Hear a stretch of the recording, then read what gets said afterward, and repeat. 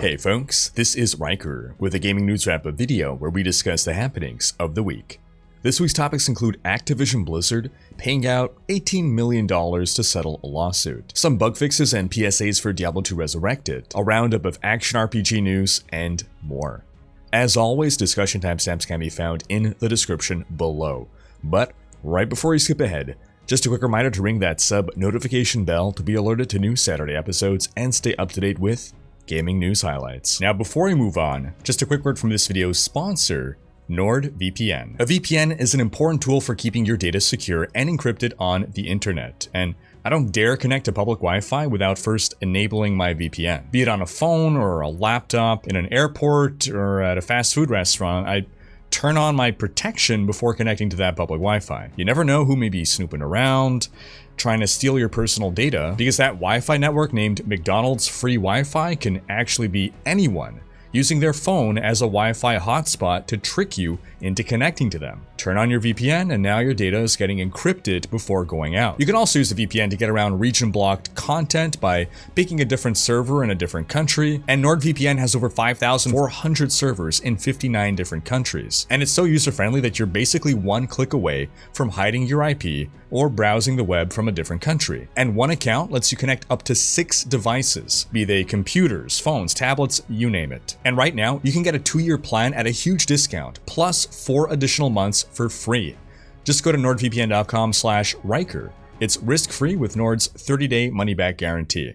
That's nordvpn.com/Riker, or click the link in the description below to take control of your internet. In our first big story, Activision Blizzard has reached a settlement with the US Equal Employment Opportunity Commission for $18 million.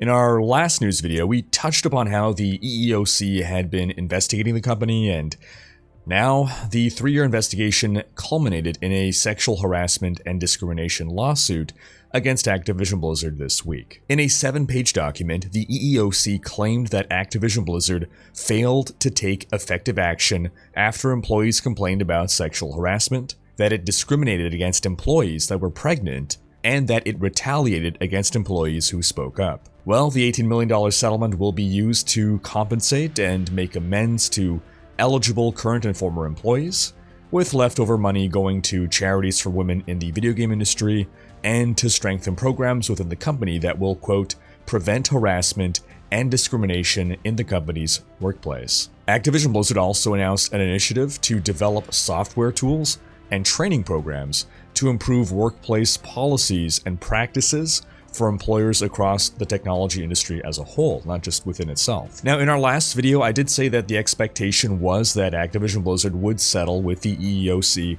for some amount of money, and that we likely would not hear about how much or any of the details, really.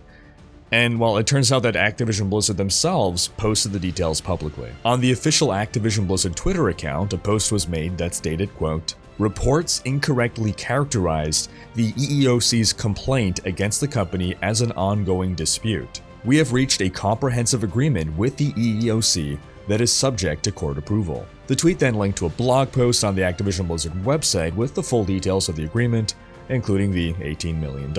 An independent EEO consultant and in-house EEO coordinator will monitor Activision Blizzard's compliance with this agreement. So it's not just, oh, trust us, we're giving out the $18 million, yeah, it's all the right people. The EEOC gets to approve which people and which charities get the money. And this agreement will be in effect for 3 years. So 3 years of oversight. Though again, it's still pending court approval. Now, to put that $18 million into context, well, last year, Activision Blizzard made about $8 billion in revenue.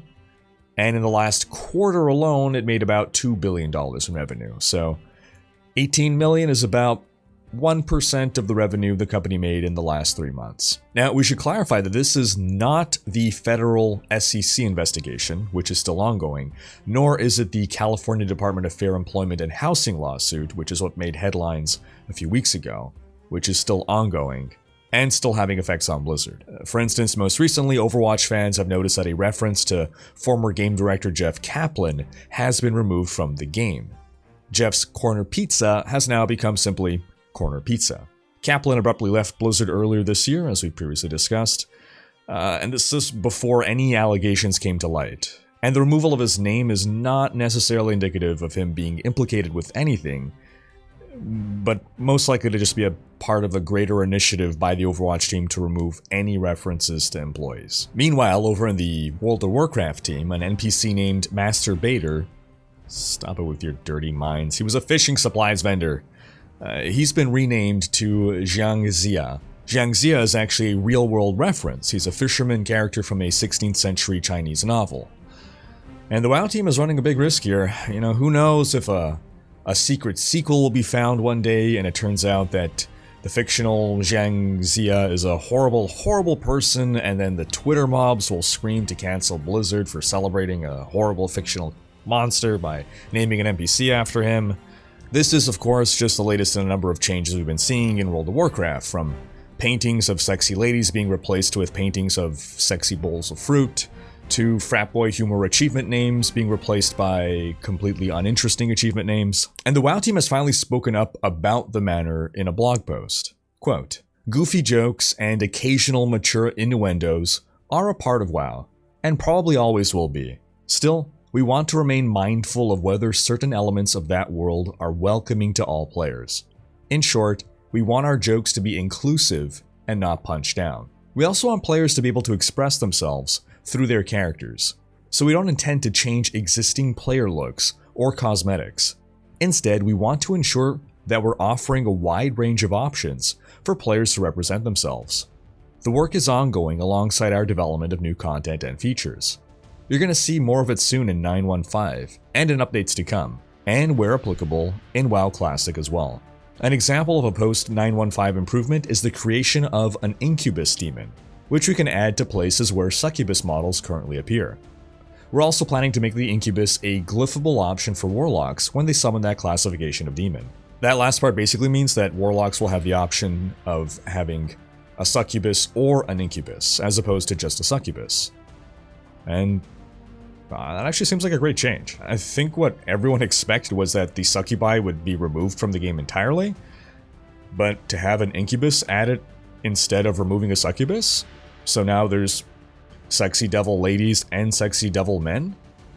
That sounds fair to me. The funny thing is that the devs apparently had promised to add incubi way back in Cataclysm, and all it took was an actual Cataclysm within Blizzard to finally make it happen. Now, in other World of Warcraft news, some WoW players have had the feeling for a while that the WoW devs, especially the leadership, they don't play their own game, or they're otherwise out of touch with the player base. Well, new Blizzard co-leader Mike Ibarra, who was already known to be a legit WoW player, has started a Looking for Group Discord server. He tweeted, quote, "Made a Discord to find groups in mostly Blizzard games, especially World of Warcraft for Mythic Plus, etc.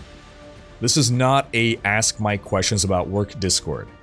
If you play WoW or other Blizzard games and want to find people to play with, introduce yourself, guild, etc." And Mike has actually been using the Discord himself to find people for his own groups. And this isn't even just the guy in charge of World of Warcraft, he's now in charge of Blizzard itself.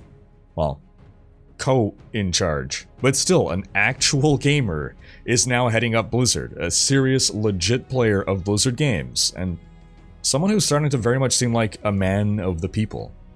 I'm telling you, the more you hear about Mike Ibarra, the more you like the guy. I mean, what other boss of a huge gaming company starts a Discord to play with other fans of his product? And we'll finish up the WoW news by mentioning that seasons are coming to WoW Classic. The season of Mastery will basically be a relaunch of Classic. You start at level 1, and over the course of 1 year, you'll go through all the phases of Classic at an accelerated pace, as well with faster leveling. Now, I enjoy seasons in action RPGs. The fresh start is sorely needed in a game like Diablo 3, for instance, which sees you plateau in progression relatively quickly and really needs that start over to inject fun back into the game.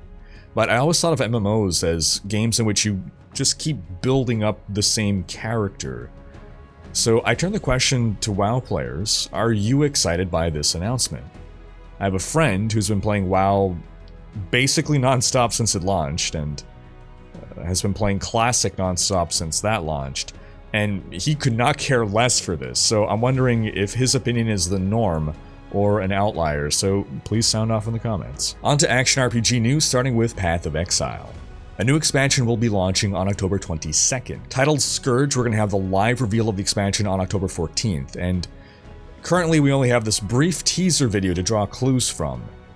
Looks like we're equipping something into some special new slot, and that equipment does not seem to come out after. Now, is this some kind of a charm pouch? Is it a hard mode toggle? What are your theories? The devs plan to share minor teasers starting next week, and we know that the expansion will contain a new challenge league, new skills, items, balance changes, and more. In Wolcen news, the devs posted their September update. In it, they mention how the next major patch will launch at the end of October, or early November, and will bring new endgame activities, new monsters, new environments, new skill damage type variants, and new cosmetic armor. They also mentioned that after that patch, they'll be working on unique item improvements to make them more exciting and powerful, as well as controller support and UI improvements. In last Epoch news, the devs posted their multiplayer progress update, and it sounds like things continue to progress well, though still no launch in sight. The devs have preemptively discovered things that could have become problems at launch, and they're resolving them.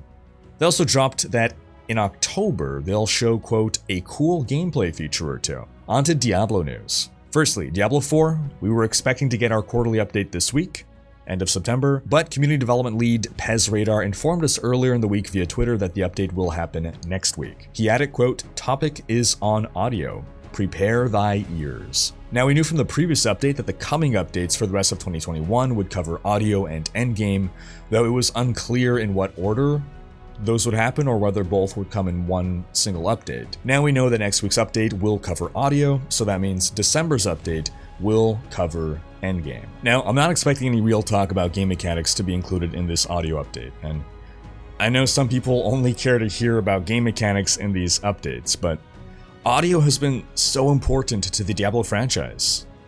Think about it. Diablo 3 was first announced by having someone go up on stage and strum some guitar chords. And all it took was one chord for people to recognize the Tristram song and instantly realize that that meant a new Diablo game.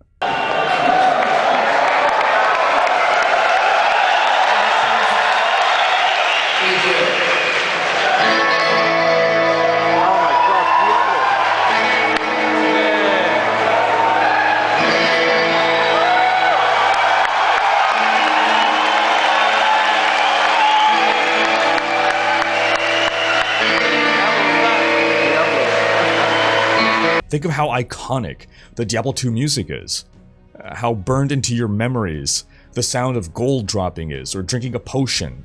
I mean, I just say this and you get the sound in your head, you hear it. Opening a chest, that creak. Matt Ullman did an incredible job defining the soundscape of Diablo 2, which was so important to creating the atmosphere.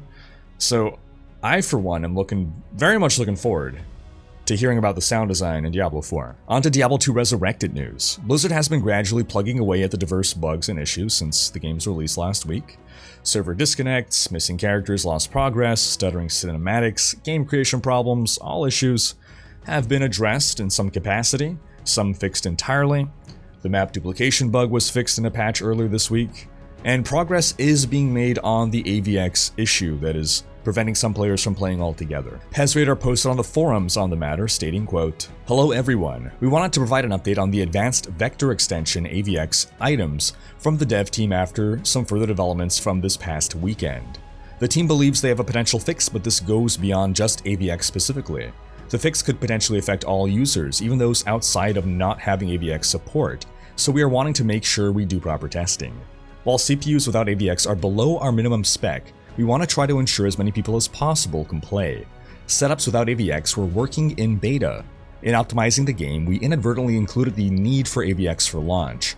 QA is going to spend another few days of testing across all these scenarios and setups in an effort to ensure we are not impacting existing players. We will update this thread once we have an update from the testing over the next few days.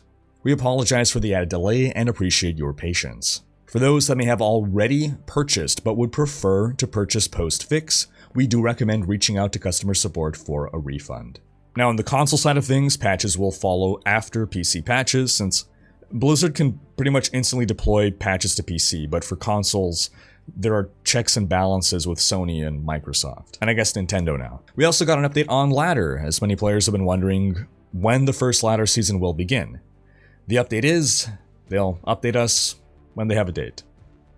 Quote, in August, we shared that ladder rank play in Diablo 2 Resurrected would be available post-launch. We made this decision because we wanted to give players a fair chance to partake in the first season's race on an equal playing field, especially if there were launch stability issues that could impose on this competitive experience. Following our launch on September 23rd, we're continuing to evaluate our implementation of ladder rank play in D2R. We don't have a specific time we're ready to share, but this is a priority for our team as we progress forward. We know many players are itching to imbue their character's name on the leaderboards to claim their legacy. We'll be launching the first season of ladder rank play with a handful of critical bug fixes to ensure this competitive experience is smooth at the beginning of this exciting event. As soon as we have a firmer gauge on timing, we'll update the community so players will have more than enough time to prepare for their ladder journeys. Now, my question to you folks is, if everything in ladder is now available non-ladder and the main point of ladder is to reset the economy periodically, and the new ladder season will begin relatively soon, that is, soon enough that an economy reset isn't needed, then how many of you will move on to ladder play? Will you play in the game's first ladder season? Sound off in the comments. Now, I'll also mention a couple PSAs. You know how you lose gold when you die? Well, only gold from your personal stash and inventory gets taxed when you die. So if you put all your gold in your shared stash, guess what? You lose nothing. Good day, sir! Now, it's less convenient because at a vendor, gold will not be pulled from the shared stash. But hey, it's a small price to pay for a solid retirement plan policy. Another PSA, you can now kill the Cow King. You will never be locked out of making new cow levels. Kill the king to your heart's content. Similarly, the red portal in Act 5 will always stay open. No need to worry about keeping it open. Oh, another PSA. If you're doing public games and you've joined a game that is a sequential run, then don't hijack the next game from the host. So basically, if you join the game Stupid Sexy Bail Runs 003, and you've just finished the bail run, wait for the host to make Stupid Sexy Bail Runs 004. Don't go make it yourself. Oftentimes, the host is the person who will be teleporting to bail, basically doing a huge amount of the work, so cutting him out of his own runs isn't just a dick move, but it could also potentially cripple the efficiency of the group altogether. And lastly, Carbot has released another episode of Diablo 2, and I must say it's possibly his best work yet. I won't spoil anything, but he made a parody song, and so much work must have gone into it, and the results make it totally worth it. Do check that out. And that's gonna wrap up this week's video. But do be sure to have checked out last week's video in which we discussed how a federal US government agency is now investigating Activision Blizzard. Thanks for watching. Special thanks to my Twitch, Patreon, and YouTube supporters for making these videos possible. If you like what you see on this channel and want to support the creation of more content, you can consider pledging on YouTube or Patreon and unlocking behind-the-scenes content, monthly virtual hangouts, and more. If you enjoyed this video, please share it, check out these other videos, and subscribe to join Riker's Raiders for more gaming content.